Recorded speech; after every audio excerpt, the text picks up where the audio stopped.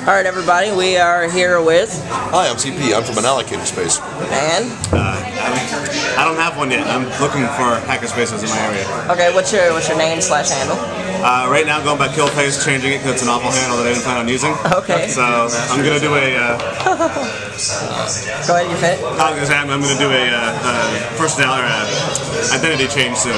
Okay, cool. Alright, so... That's the double. It's so small because of the alcohol by volume. I'm Alright. Corey. Okay, good. I am the Unholy Vengeance, and I'm Corey Thibault. Okay. And, hackerspace you hang out at? I've been chilling with All Hands Active. Sweet. And? Hey, Citadel here, Minnesota 2600. Check out the website, mn2600.com, or mn2600.net or mn2600.org. They all kind of got the same links to each other. Okay. But MN, I don't know anything about the hackerspaces yet, but I gotta find out more about that. Get back to you guys. Alright, excellent. Hack your beverage. Hack your beverage. Did they only bring out one set of fries? I'm Guppy. I work out of the Makers Alliance in Cleveland. Okay. Very cool, very cool. Hey, Aesthetics, I guess, or known, I guess, mostly for Noisebridge in San Francisco. Excellent. And I'm Echo. I hang out at the Ann Arbor All Hands Active Hackerspace. So, gentlemen, let's start over here with Aesthetics. So, what was your first experience with hackerspaces, and what clued you into it? I'm actually not sure, because I remember when the whole movement came around. I think the first one I was aware of was probably NYC Resistor back when I went to ShmooCon and somebody told me about this, like 2006 or 2007, something like that. Right. And that's when everything was kind of in its infantile stages. And from there, a bunch of other ones started to pop up. I think the first one I really got involved in was Noisebridge, though. Okay. Back when Noisebridge started in the end of 2008. All right. So what was that spark of interest? I know you've been in the whole hacker community for a while.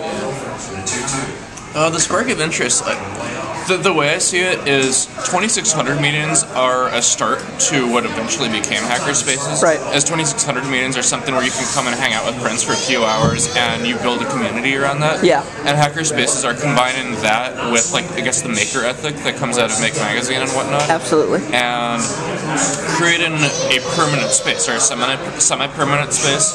Some places are 24 hours, some places are, limited hours, but whatever it is, it's a place that you know you can go to.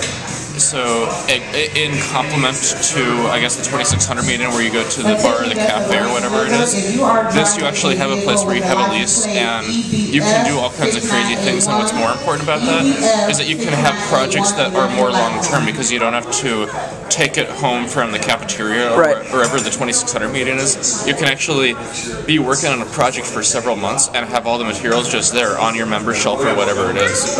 So, there's this certain degree of state and sustainability, and using that you can actually build more elaborate projects, and it's really cool. Excellent. And Guppy, what about you? Now, tell me a bit more about the scene here in Cleveland. It's very small and new. We started up about a year ago, which is really hard to believe because it feels like longer. I got involved through the last notacon conference. There was a sign-up sheet for people who were interested in starting one up. Right. And I put my email on there, and I've been going to meetings. We now have a space on Broadway where we have equipment set up, and we have open hack nights 3 times a week. We're looking for more members. What's your membership like right now? It's hard to say. I think we have about 18 maybe regular active members who actually pay dues, and we need to up that to about 30 in order to be sustainable. Right.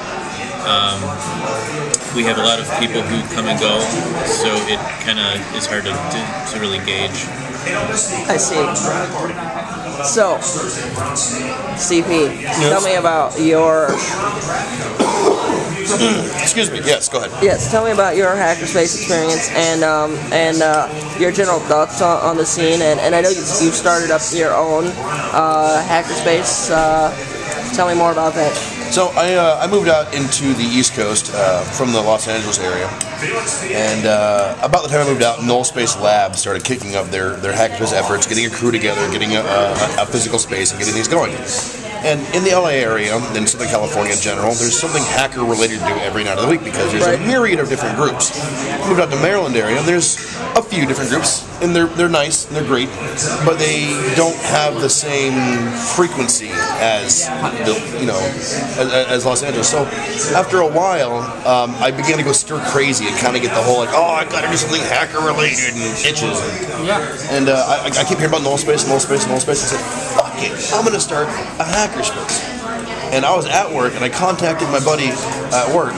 I said, do you want to start a hackerspace? Shit, yeah. And that night, I had Nick Farr in my living room, and we were drawing up plans of how to fucking do our shit.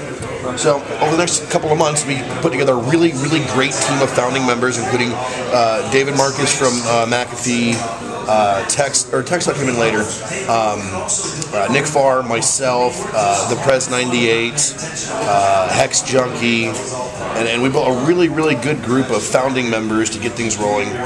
And sure enough, after a while of doing this, we were able to get our building up, get it running. We've been open for about 7 or 8 months now, and it's been it's like I said, it feels like so much longer than it actually has been. And things are just getting better and better every day. Cool. Now, what all is involved with starting your space? How do you go about getting the space? How do you go about getting members? Take the amount of, as I said before, take the amount of time you think you're going to need, quadruple it. Take the amount of resources you think you're going to need, quadruple it. Take the amount of money you think you're going to need, quadruple it. Okay. And then you have a really good shot of starting a successful hackerspace because it takes a lot of time and a lot of effort and a fair amount of money to get things rolling.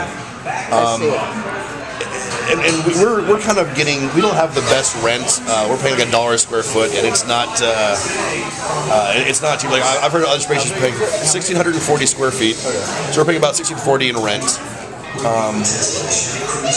And I've heard of other spaces having like 4,000 square foot warehouses for like $900 a month.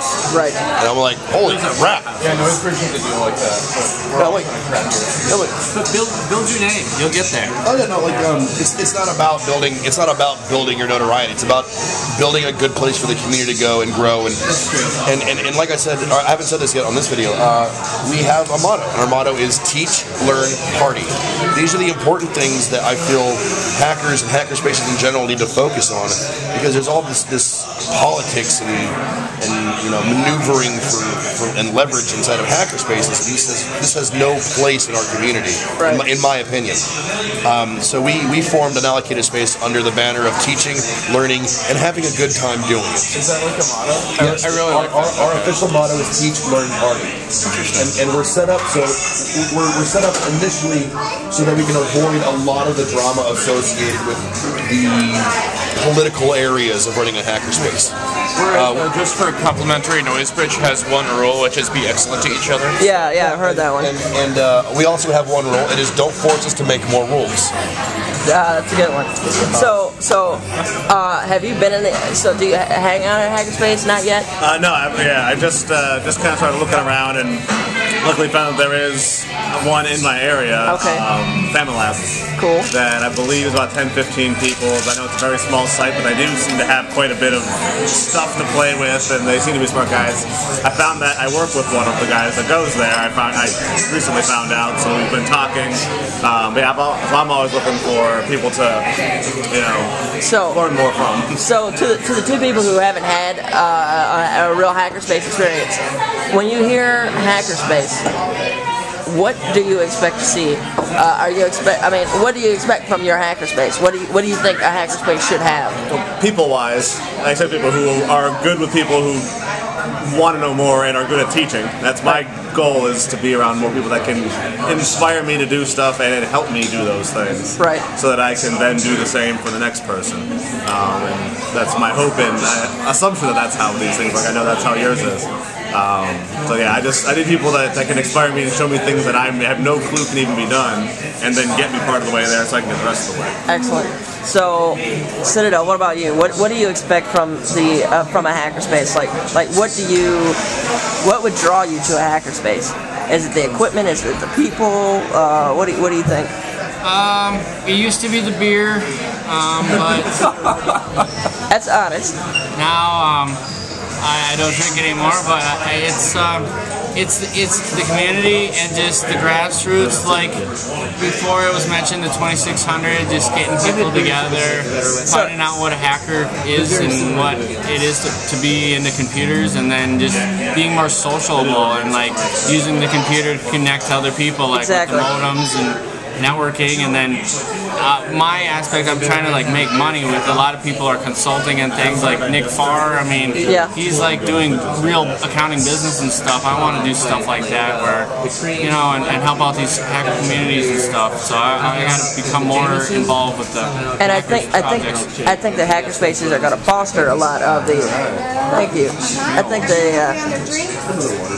the hackerspace movement is going to foster a lot of ingenuity and foster a lot of entrepreneurial opportunities and whatnot. So Well, we need more of this. That's all I can say is like, Yeah. I guess if we wanted to quote or say something like the president would, try to say, like get the economy going and stuff. It's like, how do you get more jobs? Well, try to get the newer technologies, like the solar technologies or whatever, how to make more jobs And one of the nice things about this, help themselves. Help us. Help us. that's totally what one of hackerspaces the are about. nice things about this movement, especially many parts of the country have shit economies right now, and Detroit being one of them. sure. And when you allow people to take things into their own hands and create a more DIY homebrew atmosphere, the Right. entire PC, the personal computer revolution, came out of the Homebrew Computer Club in California. Right. So a lot of these movements are trying to recapture and re-embody what was going on back then and saying, hey, here's some cool stuff, here's some schematics, you can build this on your own and go take it and teach others. And by doing that, people feel self-empowered and maybe they'll want to go out and start businesses. And that will help the economy in the long run. Absolutely. So, what's more important in a hackerspace, the community or the tools? And Community is a tool. whoa, I think most people involved in the community are just tools. No, You're a tool. you're a tool. Realistically speaking, a hackerspace is more. The community is more important because as a community, we could figure out how to use the wrong tools for the right job. And I feel that's what separates a makerspace and a hackerspace. that's is my having next the right question. community versus the right tools. That's my next question. back or forth. I'm going around the table for this. Are you guys ready for it? It's a legendary $1 million question. Hackerspace versus makerspace. Go. I mean, in what sense versus? Which is the term that both... Which is the better? Yeah, I mean, Well, is it a hackerspace or a makerspace, or are they two different Are we a things? hackerspace or makerspace, or in well, what is the difference, or how do you define them, or? Yes, how about you just go through all that? All right, so I have for a long time said makerspaces are a hackerspace that are afraid of the word hacker. Right. And I've dismissed them because if you're afraid of the word hacker, then whatever. Right. But then recently this year, someone was actually able to give me a pretty good description that I liked, and it said that the difference in the hackerspace and the makerspace is the community. Whereas a hackerspace is somewhere you can go into, access a community, and maybe without even a plan, go and build something. A makerspace is a place where an individual with a plan can go and execute and build What it a is design. you want, yeah. Right. So, like I said in the previous question, in my opinion, the right community is more important because with the right community, you can overcome the absence of the right tools. Right. Okay, interesting. What about you? I mean, having no experience with the groups in general, I think I like what he said about the community versus being someone going in and working and using the workshop. Right. I'm kind of hearing maker spaces are being described as workshops, whereas a hacker space is a community that also has access to a workshop. Right. You just answered my next question. Is what do you think they are? But yeah, that's what I think it is because I don't have the experience with them. That's what I'm looking for is a community in itself. Right. So It's just how elaborate your workshop is. I think it's just a little bit of a mentality. A hackerspace would be people that aren't afraid to start their ideas if they don't have the right tools, and thus they will have a slimmer set of tools or be more resource constrained. Versus a maker shop is kind of a more supportive environment, like structurally, for building. I see. Citadel, you got anything to ring in on that? No, you guys are awesome. Thank you. Question again? Makerspace versus Hackerspace. Which do you think best fits the community? Is there a difference between a Hackerspace and a Makerspace? And what is the Maker Alliance? Would you say it's a Hackerspace or a Makerspace? I get really turned off by labels and That's a bogged good down point. into definitions of terms. So I don't see a whole lot of use in arguing over things. I think doing is much more important. Right. Whatever it is that you do. Of course. We call ourselves a Makers Alliance because, in part, we were afraid of public perception of the word hacker. Why? Internally, we use the word hacker without any real problem, but externally, we didn't want to get unnecessary scrutiny from law enforcement or bad public press. Right. I know I3 actually had a little visit from someone just to check out, hey, what are you guys up to? We want to be friendly enough to receive like corporate grants and stuff like that, and we think that it'll be easier for us to pursue money if we're not labeled as hackers. Right. You should call yourself a community space. So We kind of are. Yeah. you got something else? No, I think this covers it. Okay. I would kind of agree with Guppy in the sense I don't think there is a real difference, with the exception that they target different demographics. So, for example, if you go to, say, the Hackers on Planet Earth conference in New York, you're going to find one very specific group of people, which is generally 20 and 30-somethings hackers, usually anarchist-type people or activists in some sense. If you go to Maker Faire, you're going to find families and often suburbanites and young kids. So it's often taking the same tools and technology and just like opening it up to different groups. I see it. Which, in my opinion, takes something like the 2600 meetings or the hacking idea and just figure it is a way of using labels to extend it out to another community, and therefore makerspaces actually bring more in. So there are people who might be turned off by, oh, I don't want to go to a hackerspaces because I might get my credit cards. Right, I might get my credit card stolen. They can steal identity, all these horrible things that I've heard about for the last 10 years or 20 years or whatever. Yeah.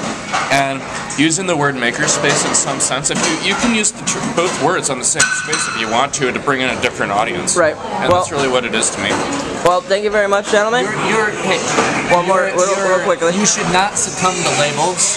Your events should be larger than the term hacker, and it should be fun and addictive to come.